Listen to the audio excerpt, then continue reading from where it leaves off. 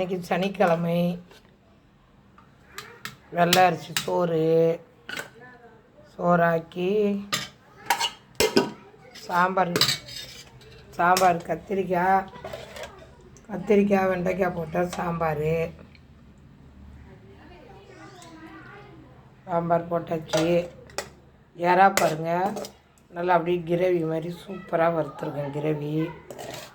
எறா கிரேவி நல்லா பெரிய பெரிய எறா. அப்புறம் பீன்ஸ் வறுத்துருக்கோம். பீன்ஸு கொஞ்சம் போட்டுக்கலாம்.